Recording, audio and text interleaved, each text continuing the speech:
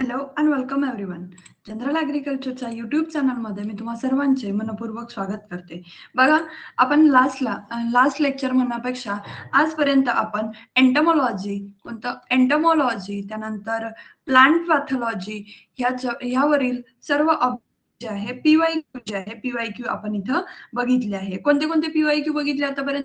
तर एंटो आणि पॅथो ह्यामधलं 2012 पासून ते 2024 पर्यंत जे जे काही ऑब्जेक्टिव्ह आपल्याला विचारलेले आहे की नंबर ऑफ टाइम जे रिपीट झालेले आहे आणि त्याच्या मागचा काय कॉन्सेप्ट की ह्यानंतरही यावरती काय क्वेश्चन येऊ शकतो असं डिटेल डिस्कशन आपण एंटोमॉलॉजी आणि पॅथॉलॉजी जे आपलं प्लांट प्रोटेक्शनचा टॉपिक आहे यावरती आपण डिटेल असं अनालिसिस घेतलेलं आहे. ओके, आता आपण सुरुवात करणार आहोत. तो टॉपिक म्हणजे जेनेटिक्स अँड प्लांट ब्रीडिंग काय आहे. एंटोमॉलॉजी पॅथॉलॉजीला तुम्ही रिस्पॉन्स छान दिला आहे. होप तुम्ही जेनेटिक्स अँड प्लांट ब्रीडिंगलाही तसाच रिस्पॉन्स द्याल म्हणून, कारण की काय आहे तुमची एक कम्प्लीट रिव्हिजन याच्यामधून होते, रिव्हिजनही होते आणि काय की तुम्हाला एकदा कळूनही जाते की PYQ असतात तरी नेमके कसे, की आपण म्हणजे यावरून तुम्हाला तुमची दिशा दशा जी आहे ती ठरते की दिशा कशी ठरेल की आपल्याला अभ्यास काय करायचा आहे. ओके, अभ्यास काय करायचा आहे आणि दशा म्हणजे काय की आपण कुठपर्यंत आहोत. ओके, आपली जी लेवल आहे 1 to 10 जर आपण डिस्कस करायचं म्हटलं की आपण सध्या कोणत्या म्हणजे आपण कोणत्या पायद्यांवरती आहोत ही आपली दशा ठरवते. कशावर मधून? या PYQ मधून. तर कसं? तर ह्यामधून तुम्हाला कळेल की क्वेश्चन नेमके कोणत्या टॉपिक वरती येतात. Okay, number of time, repeated time जे क्वेश्चन आहे कोणत्या टॉपिक वरती येत असतात. मी तुम्हाला सांगितलं की हा पर्टिक्युलर ऑब्जेक्टिव्ह आहे, हा 2012 पासून. ओके, जसं जेनेटिक्स अँड प्लांट ब्रीडिंग मध्ये प्लांट फिजिओलॉजी असेल, टेक्नॉलॉजी असेल, याच्यामध्ये कसं आहे की टॉपिक कमी आहे. 4 ते 5 लेक्चर मध्ये आपण जर समजा आपण टॉपिक वाईज जर शिकायचं म्हटलं 4 ते 5 लेक्चर मध्ये आपण शिकू शकतो. पण त्याचे जर तुम्ही क्वेश्चन बघितले तर 101% 2 ते 3 क्वेश्चन कोणत्याही एक्झाम मध्ये तुम्हाला सहज दिसून जातात. जसं की नॅशनल सीड कॉर्पोरेशन असेल, ओके, इफ्को असेल, त्यानंतर आपला आता CUET PGचा पेपर झाला. तुम्ही CUETचा पेपर बघितला असाल, त्याच्यामध्ये कम्प्लिटली जे हॉर्टिकल्चर आहे, हॉर्टिकल्चर जेनेटिक्स प्लांट ब्रीडिंग वरती त्यांचा जास्त भर होता की यामध्ये. आणि PYQ सुद्धा तुम्ही बघितलं की आपण जे PYQ आहे, आता माझी PG सोडून मला खूप वर्ष झाले पण तरीही मी PYQच्या भरोशावर तो पेपर इझिली सॉल्व्ह करू शकते. ओके, तर हे काय ठरवते, तुमची दशा ठरवते की तुम्हाला नेमकं सांगते की तुमची लेवल जी आहे, प्रॅक्टिस लेवल ती कुठपर्यंत आलेली आहे आणि तुम्हाला याच्यानंतर किती अभ्यास करायचा आहे. ओके, वळूया आपल्या क्वेश्चनकडे. क्वेश्चन आहे बघा, IBA इज युज्ड जे आहे, बी आहे हार्मोन, ऑप्शन सी आहे फ्रूट रायपनिंग हार्मोन आणि ऑप्शन डी काय आहे ट्विटर. तर बघा, ग्रोथ हॉर्मोन्स जे आहे, ओके, याच्यामध्ये काय ग्रोथ 101% तुम्ही कोणतीही एक्झाम बघितली असेल, इव्हन मी तर ह्या गोष्टी नोटीस केल्या आहे. आपली राज्यसेवा असेल, राज्यसेवा, त्यानंतर सरळ सेवेत तर येतो हा प्रश्न. त्यानंतर राज्यसेवा, सरळ सेवा, त्यानंतर PSI STI जी प्रिलिम्स असते, त्यानंतर आपली AFO मेन्स झाल्याच्या नंतर येते MCR PGCET, MCAR PG झाल्यानंतर JRF हॉर्टिकल्चर मध्ये हा क्वेश्चन आपल्याला खूप वेळा पाहायला मिळतो. MCR PG की जर म्हटलं तर CUET PG ह्यामध्ये या हार्मोन्स वरती, ओके, जे हार्मोन आहे ग्रोथ हार्मोन PGR आपण म्हणतो त्याला, प्लांट ग्रोथ रेग्युलेटर्स आपण ज्याला म्हणतो, या जो आहे क्वेश्चन 101% दिसतो म्हणजे दिसतोच. ओके, तर बघा, आपल्याला विचारलं कशाबद्दल आहे, IBA वरती विचारलेलं आहे. IBA जनरली कशासाठी येतं, तर रूट फॉर्मेशन. कशासाठी? Root formation. हा कशाचा टाईप आहे? IBA एक आहे. हा काय आहे? हा एक ऑक्झिनचा टाईप आहे. कशाचा टाईप आहे? फ्रूट काय म्हणतो आपण, रूट फॉर्मेशन म्हणजे काय, रूट प्रमोटिंग हार्मोन म्हणून हे काम करतो. इथे करेक्ट आन्सर काय? ऑप्शन बी.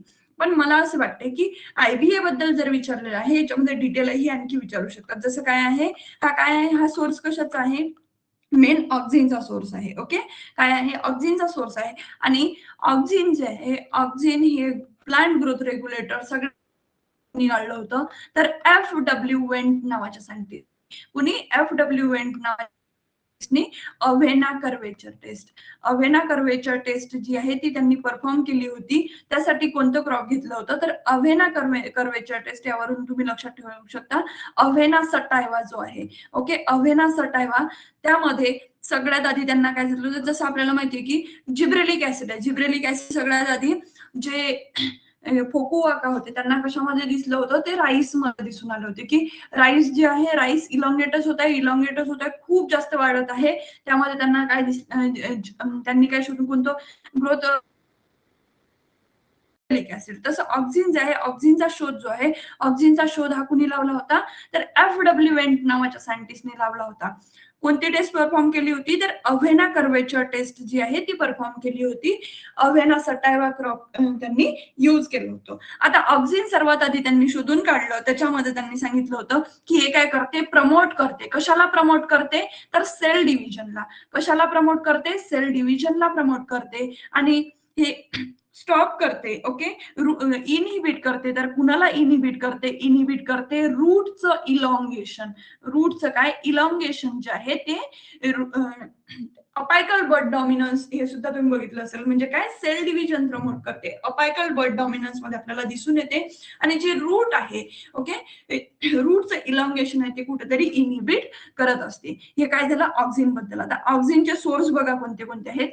ऑक्सिन जे आहे, ऑक्सिनच्या सोर्स बद्दल जर डिस्कस केलं तर त्याच्यामध्ये तो IAA, ओके, इंडॉल ऍसिटिक ऍसिड, हा काय आहे, हा एक नॅचरल ऑक्सिन आहे. हा काय आहे, हा एक नॅचरल ऑक्सिन आहे. कसं आहे, नॅचरल ऑक्सिन. यावरती सुद्धा क्वेश्चन आलेला आहे. नॅचरल ऑक्सिन आहे.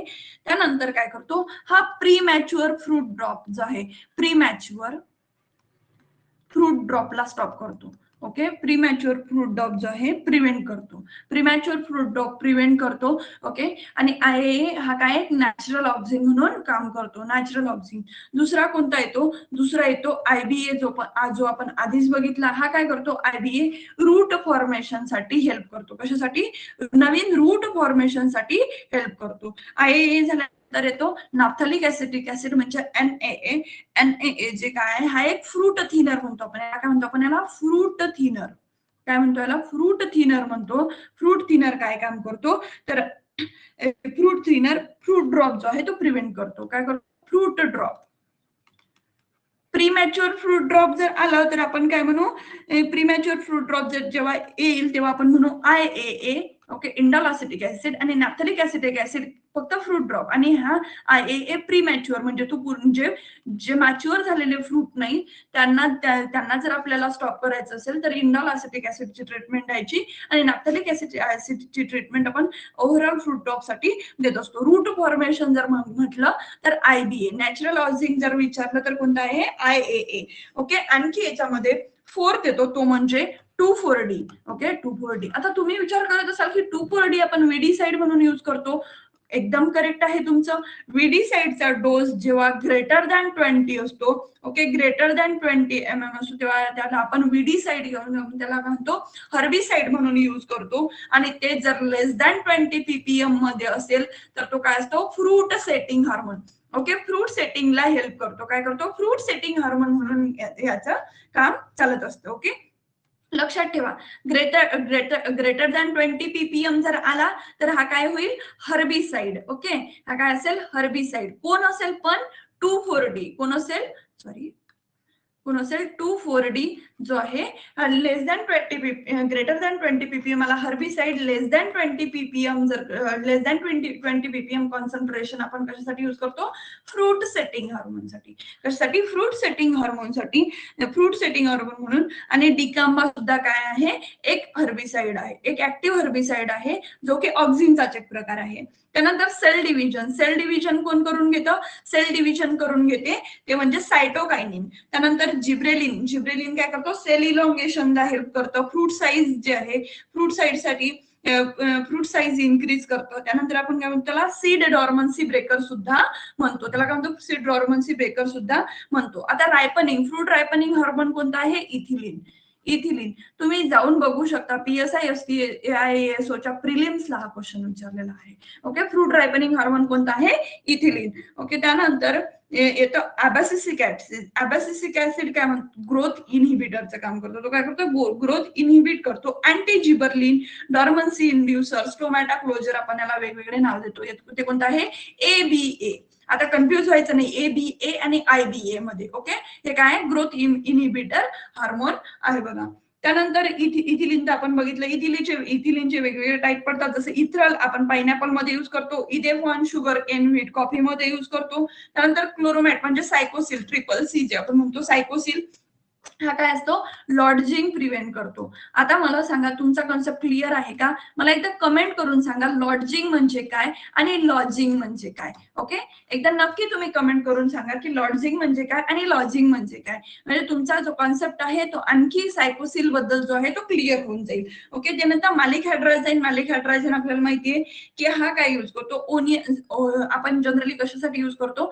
जे ओनियनचे स्प्राउट आहेत. ओके, काय आहेत? ओनियनचे जे स्प्राउट आहेत त्या स्प्राउटला ग्रोथ रिटार्डन, त्यांची जी स्प्राउटची ग्रोथ आहे ती काय करत असतो? स्टॉप करत असतो. स्प्राउट स्टॉप नावाने जनरली हे युज होतं. नाव काय आहे? MH मालिक हायड्राझाईन. काय आहे? मालिक हायड्राझाईन. ही ऑल अबाउट आपण कशाबद्दल डिस्कस केलं आता? तर ग्रोथ हार्मोन आणि त्याचे फंक्शन. यावरती 101% क्वेश्चन येतो. याला स्टार मार्क करून ठेवा. ओके, देन नेक्स्ट क्वेश्चन येतो बघा. इथे करेक्ट आन्सर तर आपला बी आहे. नेक्स्ट क्वेश्चन बघा. Male sterility promotes. Option A आहे self pollination, B asexual pollination, vegetative propagation आणि ऑप्शन डी आहे क्रॉस पॉलिनेशन. म्हणजे काय? अलोगामी. तर बघा, मेल स्टरिलिटी जे आहे क्रॉस पॉलिनेशन प्रमोट करते. मेल स्टरिलिटी म्हणजे काय? की आता एक कम्प्लीट फ्लॉवर आहे. ओके, या कम्प्लीट फ्लॉवर मध्ये काय असते की male and female organ present असतात.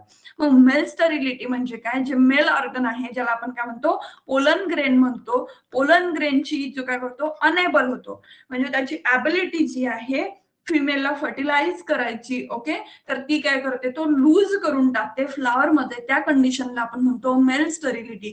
ज्यामुळे काय होते की एक कम्प्लीट फ्लॉवर जरी असलं, ओके, कम्प्लीट फ्लॉवर म्हणजे तिथे काय होईल? सेल्फ पॉलिनेशन होईल. पण हे पोलन ग्रेनची ॲबिलिटी जी आहे ती ॲबिलिटी काय होते? कुठंतरी स्टॉप होते, कुठंतरी त्याला म्हणजे बाधित होते. ते झाल्याच्या नंतर तो मेल काय करतो? फिमेल म्हणजे ओव्हरी पर्यंत पोहोचू, पोलन ग्रेन जे आहे ओव्हरी पर्यंत पोहोचू शकत नाही आणि फर्टिलायझेशन जे आहे फर्टिलायझेशन होत नाही. म्हणजे काय? सेल्फ पॉलिनेशन होत नाही. तिथं काय होतं? तर तिथं परिणामी काय होतं की जे प्रमोट होतं क्रॉस पॉलिनेशन. म्हणजे काय? ॲलोगॅमी. ॲलो म्हणजे वेगवेगळे. ओके, जे दोन डिफरंट आहे, दोन डिफरंट फ्लॉवरवरचे गॅमेट एकत्र येतात. Cross pollination. मेल स्टरिलिटी काय प्रमोट करत असते? क्रॉस पॉलिनेशन प्रमोट करत असते. ओके, देन नेक्स्ट क्वेश्चन बघा. Which are the parts of chloroplast? आणि ऑप्शन आहे nucleus, cytoplasm, stroma, grana. Option C ribosome, vacuole. Option D आहे सेल वॉल आणि सेल मेम्ब्रेन. तर बघा, जे आपण सेल डिव्हिजन नाही म्हणू शकतो आपण, सेल जे आहे सेल अँड देअर ऑर्गॅनिली. आपण हे लहानपणापासून म्हणजे की मला असं वाटतंय आपण स्टार्टिंग जी आहे ती सुरुवात जी आहे ती 5वी ते 8वी पासून सुरुवात केली होती. काय? Cell and their organelle. पण तरीही अजून आपले फंक्शन जे आहे ते फंक्शन यावरती क्वेश्चन काय येतो बघा. सेल अँड ऑर्गॅनिलीज वरती क्वेश्चन काय येतो? फंक्शन वरती क्वेश्चन येतो. त्यानंतर त्याची जी साईट आहे एक्झॅक्ट कुठं प्रेझेंट असते यावरती जे आहे दोनच यावरतीच क्वेश्चन हा नेहमी या टॉपिक वरती येत असतो. आपल्याला क्लोरोप्लास्टचे पार्ट विचारलेला आहे. काय? क्लोरोफिल आपल्याला माहितीये की ग्रीन पिगमेंट ज्याच्यामध्ये प्रेझेंट असतं, ज्याच्यामुळे काय होतं की फोटोसिंथेसिस होतं. तर त्याला काय म्हणतो आपण? क्लोरोफिल. क्लोरोफिल मध्ये काय असतात? क्लोरोप्लास्ट असतात. आणि क्लोरोप्लास्ट मध्ये कोणते कोणते पार्ट असतात? तर त्यामध्ये असतो स्ट्रोमा आणि ग्रॅना. काय असतो? ज्याच्यामध्ये लाईट आणि डार्क रिएक्शन आपण जी होते, ओके, ज्याच्यामध्ये फोटोसिंथेसिस होतं, एक्झॅक्टली लाईट रिएक्शन असेल with the help of sunlight जी रिएक्शन होते, तर ते कोणत्या पार्ट मध्ये होत असते यावरही क्वेश्चन आलेला आहे. पण क्लोरोप्लास्टचे पार्ट कोणते आहेत? स्ट्रोमा आणि ग्रॅना. न्यूक्लियस, सायटोप्लाझम आपल्याला सर्वांना माहिती आहे कशामध्ये आहेत? सेलमध्ये आहेत. न्यूक्लियसचं काम काय आहे? न्यूक्लियस हा काय आहे? एक केंद्रबिंदू आपण याला म्हणतो. याच्यामध्ये काय असतं? जे जेनेटिक मटेरियल DNA असेल, RNA असेल याच्यामध्ये स्टोअर असतात. सायटोप्लाझम म्हणजे काय? हे फ्लुइड असतं पूर्ण जे बॉडी याला म्हणून सेल आहे, सेल मधलं जे काही बॉडी फ्लुइड असतं त्याला आपण सायटोप्लाझम म्हणतो. स्ट्रोमा ग्रॅना हे क्लोरोप्लास्टचे पार्ट आहेत. Ribosome site of protein synthesis आपण ज्याला म्हणतो. व्हॅक्युअल्स खूप सारे जे आहे आपल्या सेलमध्ये प्रेझेंट असतात. त्यानंतर सेल वॉल जे की काय करते, एक सेल वॉल जी आहे ही प्लांट मध्ये जर आपण सेल वॉल बघितली तर एक स्ट्रक्चर, एक मेकॅनाइज स्ट्रक्चर त्याला देते. त्यानंतर बाहेरचं जे काही मायक्रो ऑर्गॅनिझम आहे त्यांना एंट्री जी आहे ती आतमध्ये एंट्री देत नाही. एक रिजिडिटी जी आहे ती सेल वॉलमुळे प्लांटला येत असते. ओके, इथं करेक्ट आन्सर काय होईल आपलं, option B, stroma and grana. आता बघा नेक्स्ट क्वेश्चन विचारलेला आहे की light reaction carried out in. मी तुम्हाला म्हटलं की लाईट फोटोसिंथेसिस जे आहे ते कशा, फोटोसिंथेसिस हे क्लोरोप्लास्ट मध्ये होत असते ज्याच्यामध्ये स्ट्रोमा आणि ग्रॅना रिस्पॉन्सिबल असतात. तर एक्झॅक्ट आपल्याला क्वेश्चन हा विचारलेला आहे की लाईट रिएक्शन कुठं होते. तर ऑप्शन ए आहे स्ट्रोमा, ग्रॅना, रायबोझोम आणि प्लास्टिड. रायबोझोम मी तुम्हाला आधीच सांगितलं की हे काय आहे, साइट ऑफ प्रोटीन सिंथेसिस. याच्यामध्ये काय होते की प्रोटीन सिंथेसिस जे आहे जनरली रायबोझोम मध्ये होत असते. ओके, तर आता लाईट रिएक्शन बघा, या म्हणजे हे जे पिक्चर आहे यावरूनच तुम्हाला क्लिअर झालं असेल की केल्विन सायकल जी आहे म्हणजे कार्बन डायऑक्साइड यूज करून, आरयुबीपी वगैरे जे यूज करून, त्यानंतर केल्विन सायकल जी आहे ही कशामध्ये होत असते, स्ट्रोमा मध्ये होत असते. ओके, स्ट्रोमा असा फैललेला असतो. ओके, स्ट्रोमा जो आहे असा फैललेला असतो, त्याच्यामुळे आपल्याला काय ग्लुकोज मिळते, ज्याच्यामुळे आपल्याला काय म्हणतो, ग्लुकोज मिळते. तर ती कशामध्ये होते, केल्विन सायकल ही स्ट्रोमा मध्ये होते. आणि light reaction with the help of light, photosynthesis जी रिएक्शन आहे ही कशामध्ये होते, थायलॅकॉइड मध्ये होते. थायलॅकॉइड म्हणजे काय की ग्रॅना, याला आपण सेपरेट काय म्हणतो, ग्रॅना असं म्हणतो. ओके, जर क्लोरोप्लास्ट आपण असा म्हणजे त्याला सेक्शन मध्ये जर बघितला तर अशी आपण जशी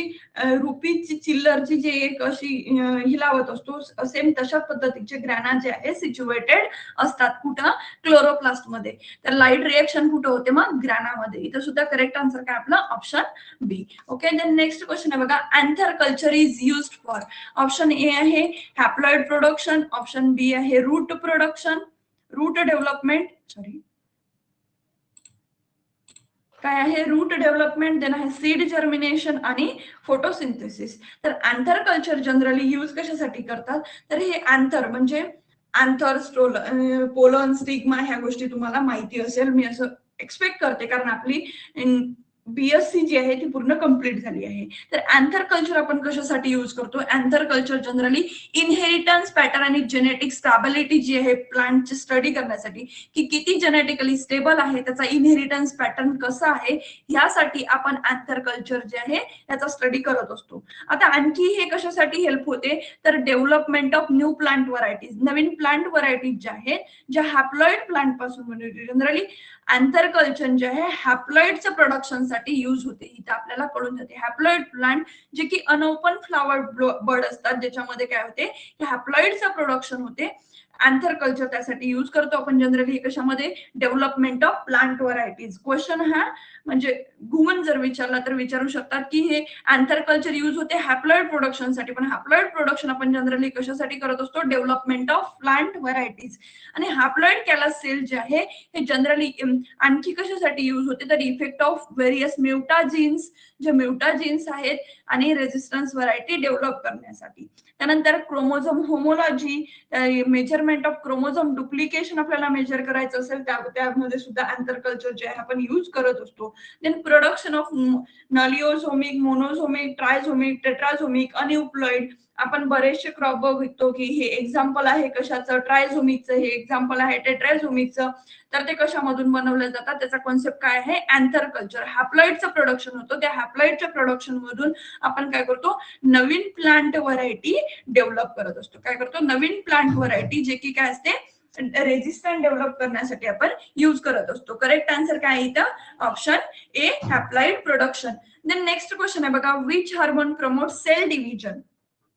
ऑप्शन आहे A auxin, B gibberellin, then आहे सायटोकायनिन आणि ऑप्शन डी आहे इथिलिन. आपण हे जे प्लांट ग्रोथ रेग्युलेटर आहे याबद्दल आधीही डिस्कस केलेलं आहे. ओके, ऑक्सिन काय आहे, हा ऑक्सिन काय करतो, सेल डिव्हिजन जर म्हटलं तर इथं करेक्ट आन्सर काय होऊन जाते आपलं, सायटोकायनिन. कारण ऑक्सिन काय आहे, ऑक्सिन काय करतो, रूटचं इलॉंगेशन स्टॉप करतो आणि जे सेल डिव्हिजन आहे त्या सेल डिव्हिजन जे आहे त्याला हेल्प करत असतो. म्हणजे आपण सेल डिव्हिजन नाही, आपण त्याला काय म्हणू, टिश्यू कल्चर मध्ये टिश्यू कल्चर मध्ये सेल डिव्हिजन प्रमोट करत असतो. रूट इलॉंगेशन स्टॉप करतं. याला काय म्हणतो, जिबरलिनला आपण काय म्हणतो, डॉर्मन्सी ब्रेकर म्हणतो. ओके, डॉर्मन्सी ब्रेकर आणि सेल इलॉंगेशन स्टिम्युलेट करतं. सायटोकायनिन सेल डिव्हिजन प्रमोट करत असतं. इथिलिन काय आहे, फ्रूट रायपनिंग हार्मोन आहे. काय आहे, फ्रूट रायपनिंग हार्मोन आहे. करेक्ट आन्सर काय आहे, करेक्ट आन्सर काय आहे, option C. Okay, then next आहे cytoplasmic hybrid is known as, आणि ऑप्शन आहे ए सोमोक्लोन, ऑप्शन बी आहे सायब्रिड, ऑप्शन सी आहे क्लोन आणि ऑप्शन डी आहे हायब्रिडेमा टेक्नॉलॉजी. आता ह्याच्यामध्ये तुम्हाला बरंच कन्फ्युजन झालं असेल की सायटोप्लाझ्मिक हायब्रिड नेमकं कशाला म्हणायचं, सोमोक्लोनला म्हणायचं, सायब्रिडला म्हणायचं की क्लोनला म्हणायचं की हायब्रिडोमा. आता हायब्रिडोमा हा कॉन्सेप्ट तुम्ही नवीन ऐकला असेल, तर हायब्रिडेमा टेक्नॉलॉजी हा आपण जनरली कशामध्ये युज करतो, व्हायरॉलॉजी मध्ये युज करतो. व्हायरॉलॉजी मध्ये कशासाठी, ज्या मोनोक्लोनल अँटीबॉडीचं फॉर्मेशन आहे, काय आहे, मोनोक्लोनल अँटीबॉडीचं फॉर्मेशन जे आहे ते आपण हायब्रिडेमा टेक्नॉलॉजी यूज करून मोनोक्लोनल अँटीबॉडी बनवत असतो. ओके, क्लोन म्हणजे काय की एक जसं आपला डीएनए आहे, okay, as it is DNA ची दुसरी कॉपी म्हणजे काय, क्लोन. आणि सायटोप्लाझ्मिक हायब्रिड म्हणजे काय, तर सायब्रिड. करेक्ट आन्सर काय, option B.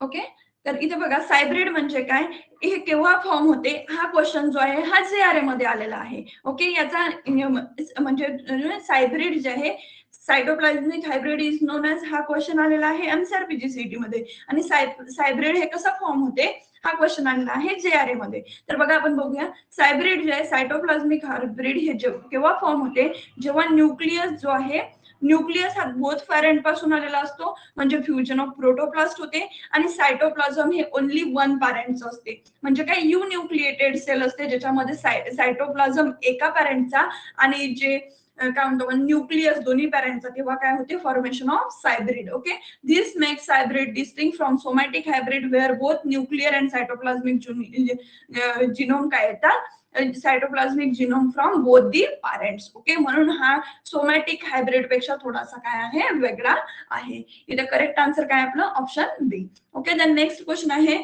Photo respiration in C4 plant is, आणि ऑप्शन आहे ए हाय, मॉडरेट, आणि ऑप्शन सी आहे लो, ऑप्शन डी आहे अब्सेंट.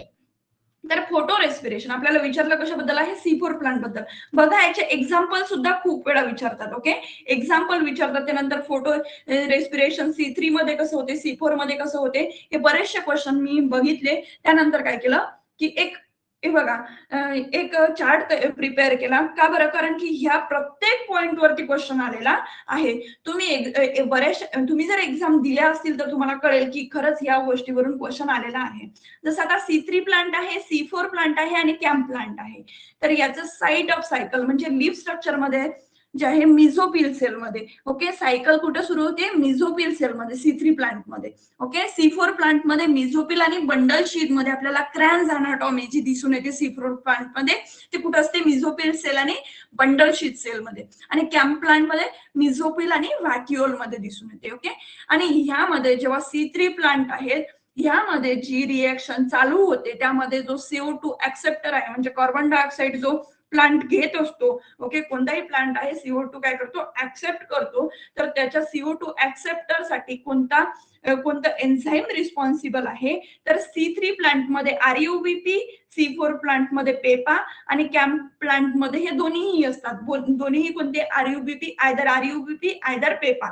ओके, इथं जे आहे मी तुम्हाला स्टार मार्क करेन की यावरती क्वेश्चन हा नेहमी येतो, CO2 ऍक्सेप्टर आणि फर्स्ट स्टेबल कंपाऊंड. आणि इथं आपण खूप जास्त कन्फ्युज होत असतो. आता फर्स्ट स्टेबल कंपाऊंड, C3 प्लांटचा फर्स्ट स्टेबल कंपाऊंड कोणता आहे, 3 कार्बन ॲटम असतो, PGA. ओके, आणि C4 प्लांट इथे काय आहे, C3 प्लांट, इथे कुठेतरी तुम्ही लक्षात ठेवा की C3 प्लांट आहे म्हणून 3 कार्बन ॲटम, C4 प्लांट आहे 4 कार्बन ॲटम. OAA किंवा मालिक ऍसिड जो आहे हा काय असतो, फर्स्ट स्टेबल कंपाऊंड. म्हणजे स्टेबल कंपाऊंड म्हणजे नेमकं काय, तर जेव्हा C3 सायकल कंप्लीट होते तेव्हा सुरुवात कशी होते की हा जो RUBP आहे याच्यासोबत कोण येतं, कार्बन डायऑक्साईड येतं. कार्बन डायऑक्साईड झाल्यानंतर स्टेबल प्रोडक्ट जो आहे तो कोण येतो यांच्याकडून, PGA. Okay, PGA. आणि हा पेपा जो आहे, पेपा काय करतो, जेव्हा CO2 ऍक्सेप्ट करतो, CO2 ऍक्सेप्ट केल्यानंतर एक स्टेबल कंपाऊंड कोणता मिळतो इथं, OAA किंवा मॅलिक ऍसिड. OAA किंवा मॅलिक ऍसिड जो आहे इथं मिळत असतो. आणि कॅम्प प्लांट मध्ये दोन्हीही मिळतात बघा. देन आहे डार्क रिएक्शन. डार्क रिएक्शन हे कशामध्ये होते, थ्रू केल्विन सायकल. आणि मी तुम्हाला आधी सांगितलं याच्यामध्ये हॅशटॅग सायकल किंवा केल्विन सायकल दोन्ही होतात, पण याच्यामध्ये जनरली क्रॅन्स अनाटॉमी जे आहे हॅशटॅग पाथवे जो आहे परफॉर्म केला जातो. ओके, पिगमेंट सिस्टीम क्लोरोप्लास्ट मध्ये जे याच्यामध्ये PS1 PS2 जे फोटोसिंथेसिस मध्ये प्रेझेंट, क्लोरोप्लास्ट दोन्ही याच्यामध्ये प्रेझेंट असते. पण हे जे आहे इन क्लोरोप्लास्ट बंडलशी हे काय आहे, PS सेकंड रिएक्शन जे आहे, पिगमेंट सिस्टीम जे आहे सेकंड अब्सेंट असते. कुठं, C4 प्लांट मध्ये PS सेकंड काय असतो, अब्सेंट असतो. आता कंपेसेशन पॉईंट जर विचारला तर किती आहे, 50 ppm आणि याचा किती आहे, फक्त 1 ते 5 ppm पर्यंत.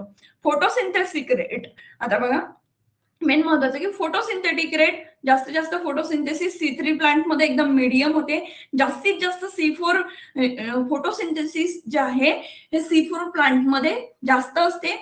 वाईल जर C3 प्लांटचा जर विचार केला तर मीडियम आहे आणि कॅम्प प्लांट मध्ये एकदम स्लो. कॅम्प प्लांट म्हणजे काय, ते सक्युलंट आहेत ते. ओके, फोटो रेस्पिरेशन हाय, लो किंवा अब्सेंट असते कशामध्ये, C4 प्लांट मध्ये. आणि आपल्याला विचारलं सुद्धा कॉन्सेप्ट मध्ये तेच आहे की काय, जनरली अब्सेंटच असते लो कॅम्प प्लांट मध्ये. ट्रान्सपिरेशन रेट हाय असतो, मीडियम आणि लो. वॉटर यूज इफिशियन्सी सुद्धा काय, वॉटर यूज इफिशियन्सी याची खूप कमी असते, याची मीडियम असते. आणि कॅम्प प्लांटची खूप जास्त असते. ओके, देन आहे light saturation point. Light saturation जो आहे याच्यामध्ये कमी होतो, याच्यामध्ये खूप जास्त प्रमाणात होतो कशामध्ये, C4 प्लांट मध्ये. आणि मीडियम स्वरूपाचा असतो कॅम्प प्लांट मध्ये. आता सगळ्यात मेन महत्वाचं आहे याच्यामध्ये मी तुम्हाला सांगते, CO2 acceptor, first stable compound, त्यानंतर photo respiration, transpiration rate, light saturation point आणि एक्झाम्पल. सध्या जे क्वेश्चन आहेत हे एक्झाम्पल वरती जास्त विचारले जातात. आता C3 प्लांट बघा, wheat, rice, barley, oat, pulses, soybean, cotton, sunflower, sugar beet, tomato, cabbage, coriander हे कशामध्ये येतात, C3 प्लांट मध्ये. C4 प्लांट मध्ये कोण येतं, शुगर केन, मेज, सॉर्गम, बाजरा, अमारांथस. ओके, आणि कॅम्प प्लांट मध्ये onion, garlic, bryophyllum, agave, cactus, pineapple हे काय आहे, कॅम्प प्लांट आहेत. ओके, तर तुम्ही लक्षात कसं ठेवू शकता, कॅम्प प्लांट म्हटलं म्हणजे काय, सक्युलंट लीफ असणारे कॅक्टस जे की डेझर्ट कंडिशन मध्ये जगणारे. ओके, आणि C4 प्लांट, जर C4 प्लांट लक्षात ठेवायचे झाले ज्याला स्टिल्ट रूट असतात, मी एवढंच लक्षात ठेवलंय की खूप जास्त असे प्रमाणात वाढतात आणि असे रूट येतात त्याला वरती बघा. शुगर केन असेल, सॉर्गम असेल, मेज असेल, हे काय इरेक्ट वाढतात. आणि व्हीट जर बघितला, व्हीट, राईस जर बघितला तर हे काय म्हणजे याच्यामध्ये हे लॉजिक लागत नाही बघा. म्हणजे C3 C4 मध्ये सर्वजण कन्फ्युज असतात, पण तुम्ही C4 आणि कॅम्प जर लक्षात ठेवले तर तुम्ही C3 काय करू शकता, इलिमिनेट करू शकता. ओके, इथे करेक्ट आन्सर काय आपलं, option D, absent. Okay, C आणि D सुद्धा होऊ शकते. आता आहे seed replacement ratio in hybrid seed is, आणि ऑप्शन आहे 25%, 35%, ऑप्शन सी 50% आणि ऑप्शन डी आहे 100%. आता सीड रिप्लेसमेंट रेशो म्हणजे काय, की सीड रिप्लेसमेंट रेशो जे बघा, फार्मर काय करतो, फार्मर सेव्हिंग जे सीड्स असतात, फार्मर काय करतो, आपल्या फॅमिली कन्झम्पशन साठी सुद्धा थोडेसे सीड जे आहे ते ठेवत असतो. त्यानंतर फर्दर आपण याला मल्टिप्लाय करू ह्यासाठी सुद्धा जे आहे ते सीड ठेवत असतो. पण ज्या वेळेस हे जे फार्मरचे सीड आहेत, फार्मरचे सीड न यूज करतात आपण काय करू, सर्टिफाईड सीड जेव्हा जास्तीत जास्त प्रमाणात यूज होतात फॉर दी सोईंग पर्पज, त्याला काय म्हणतो आपण, सीड रिप्लेसमेंट रेशो असं म्हणतो. आणि हायब्रिड कंडिशन मध्ये काय होते की इनब्रीडिंग डिप्रेशन किंवा जे नेक्स्ट जनरेशन आहे, F2 जनरेशन मध्ये आपल्याला एवढा रिझल्ट दिसत नाही, म्हणून तिथं सीड रिप्लेसमेंट रेशो काय असतो, 100% असतो. करेक्ट आन्सर काय, option D. Then next question आहे बघा, which technique do not transfer gene directly, आणि ऑप्शन आहे explant culture and transfer, then आहे transfection, chemical electroporation, option D आहे पार्टिकल बंबामेंट, आणि ऑप्शन ई आहे मायक्रो इंजेक्शन. हा क्वेश्चन आला होता आपली जी त्याला काय म्हणू आपण, ए वुमेन्सचा क्वेश्चन आहे. आता बघा micro injection, through micro injection काय होतं की जो डीएनए आहे, डीएनए जो आहे डायरेक्टली प्लांट मध्ये इंट्रोड्यूस केला जातो. ओके, पार्टिकल बंबामेंट आहेच त्याच्यासाठी. पार्टिकल बंबामेंट जी आहे ही टेक्निक आहे त्याच्यासाठी की जो पार्टिकल आहे जसं आपण थ्रो आउट करतो तसाच या पार्टिकल सोबत जो डीएनए आहे तो याच्यामध्ये इंट्रोड्यूस केला जातो त्या पार्टिकल मध्ये आणि तो काय केला जातो खूप हाय व्हेलॉसिटी म्हणजे हाय स्पीडनी जो आहे तो डीएनए ट्रान्सफर करतो. ओके, देन केमिकल इलेक्ट्रोपोरेशन, जे केमिकल विथ इलेक्ट्रिकल शॉक आणि केमिकल जे आहे त्याच्यामध्ये युज होतात त्याच्या थ्रू काय करतात डीएनए म्हणजे काय जे जेनेटिक मटेरियल आहे ते ट्रान्सफर होत असतं. ट्रान्सपेक्शन मध्ये सुद्धा सेम तसंच होतं. पण एक्सप्लांट कल्चर आणि ट्रान्सफर मध्ये काय होतं की व्हेजिटेटिव्ह रिप्रोडक्शन आपण व्हेजिटेटिव्हली असेक्शुअल आपण काय म्हणू असेक्शुअली किंवा कोणतीही टेक्निक न यूज करता जीन काय करायला जातो तो डायरेक्टली ट्रान्सफर केला जातो. त्याला काय म्हणतो आपण एक्सप्लांट कल्चर आणि transfer. Explant culture and transfer. Correct answer काय option A. The next question आहे बघा, which of the following is a stop किंवा याला काय म्हणतो आपण टर्मिनेशन कोडॉन. ऑप्शन आहे AUG, UGA, WU आणि GGG. तर बघा कोडॉन काय आहे, कोडॉन हे एक सिक्वेन्स आहे 3 न्यूक्लिओटाइडची. हे काय आहे सिक्वेन्स आहे 3 न्यूक्लिओटाइडची इन डीएनए आणि आरएनए. ते काय आहे जेनेटिक इन्फॉर्मेशन जे आहे युनिट ऑफ जेनेटिक इन्फॉर्मेशन आपण त्यांना म्हणतो, ज्याच्यामध्ये 64 कोडॉन आहेत. टोटल किती आहे 64 कोडॉन. 61 कोडॉन जे आहेत ते स्पेसिफाय आहेत. ओके, 61 कोडॉन जे आहेत पर्टिक्युलर अमिनो ऍसिड साठी, कारण हे काय करतात अमायनो ऍसिड सोबत बाइंड होतात. अमायनो ऍसिड सोबत बाइंड झाले की हे ठरवत असतो की कोणते न्यूक्लिओटाइड कोणती पेअर जे आहे त्याला जुळेल.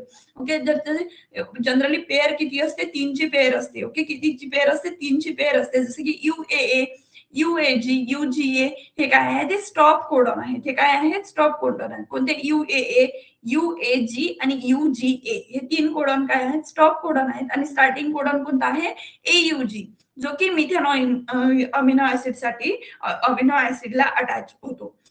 यू जो आपला ऑप्शन थर्ड आहे हे काय फिनिलानाइन साठी. GGG हा कशासाठी होतो ग्लायसिन साठी. तर इथे करेक्ट आन्सर काय UGA. याच्यासोबत आणखी कोणता आहे UAG आणि UGA. हे 3 कोडॉन काय आहेत स्टॉप कोडॉन आहेत. व्हाईल AUG काय आहे तर हा स्टार्टिंग कोडॉन आहे. ओके, नेक्स्ट क्वेश्चन काय आहे, which plant species show high inbreeding depression. आणि ऑप्शन आहे A rice and wheat, B अल्फा अल्फा अँड कॅरट, ऑप्शन डी आहे पोटॅटो अँड टोमॅटो आणि ऑप्शन 4 काय आहे ग्राउंडनट अँड रेड ग्राम. तर बघा इनब्रीडिंग डिप्रेशन म्हणजे काय की हे काय आहे reduce biological fitness of a population due to increase expression of harmful recessive gene resulting from inbreeding mating between closely related individual. जेव्हा इनब्रीडिंग जे आहे म्हणजे काय की जेव्हा ब्रीडिंग जे आहे हे क्लोज पॅरेंट सोबत सिस्टर सिस्टर किंवा ब्रदर ब्रदर अशी जेव्हा फर्टिलायझेशन होतं. ओके, मेटिंग जे आहे हे क्लोजली रिलेटिव्ह सोबत होत असतं तेव्हा काय होते की इनब्रीडिंग डिप्रेशन हे येत असते. त्याच्यामध्ये काय होतं की जे हार्मफुल रेसेसिव्ह जीन आहेत ते ट्रान्समिट होतात. जो डॉमिनंट जीन आहे तो तसाच राहतो. आणि क्रॉस पॉलिनेटेड प्लांट आणि अॅनिमल जे आहेत नॅचरली काय दाखवतात हाय हेट्रोझायगोसिटी दाखवतात. आणि सेल्फ पॉलिनेटेड काय असतात शो लिटिल इनब्रीडिंग डिप्रेशन. म्हणजे काय की जे नॅचरली हाय हेट्रोझायगोसिटी असते त्याच्यामध्ये चान्सेस असतात इनब्रीडिंग डिप्रेशन यायचे. आणि सेल्फ पॉलिनेशन मध्ये काय असतात लिटिल किंवा नो इनब्रीडिंग डिप्रेशन आपल्याला दिसून येते. ओके, आणि ऑलरेडी जे अडॅप्टेड इनब्रीडिंग आहे ते कशामध्ये आहे अल्फा अल्फा कॅरट मेज मेनी फॉरेज क्रॉप आणि शो हाय स्ट्रॉंग इनब्रीडिंग. आता बघा जे सॉरी माझं थोडंसं बोलण्यात चुकलं की जो क्रॉस पॉलिनेशन आहे त्याच्यामध्ये हेट्रोझायगोसिटी खूप आहे तर त्याच्यामध्ये काय होते की इनब्रीडिंग डिप्रेशन आपल्याला जास्त दिसून येते आणि सेल्फ पॉलिनेटेड मध्ये थोडंसं कमी दिसून येते. ओके, तर इथे करेक्ट आन्सर काय अल्फा अल्फा आणि कॅरट. करेक्ट आन्सर काय इथे आपलं करेक्ट आन्सर काय आहे बी यायला पाहिजे. ओके, देन बघा आजचे क्वेश्चन आपण इथं स्टॉप करत आहोत. जर तुमचे काही मला म्हणजे काय म्हणू आपण त्याला तुमचे जर काही सजेशन असेल ते तुम्ही मला कमेंटच्या माध्यमातून सांगू शकता. आणि हा मी तुम्हाला एक क्वेश्चन विचारला होता लॉजिक आणि लॉजिक मध्ये काय डिफरन्स आहे ते तुम्ही मला एकदा कमेंटच्या माध्यमातून सांगा. त्यानंतर जर तुम्ही आतापर्यंत आपल्या चॅनलला सबस्क्राईब नसेल तर सबस्क्राईब करा, सेशनला लाईक करा आणि नोटिफिकेशन ऑन करून द्या कारण आपल्या आता जीपीबीचे सेशन जे आहे ते स्टार्ट झाले आहे. आणि तुमच्या फ्रेंडला शेअर करायला विसरू नका. थांबूया इथे.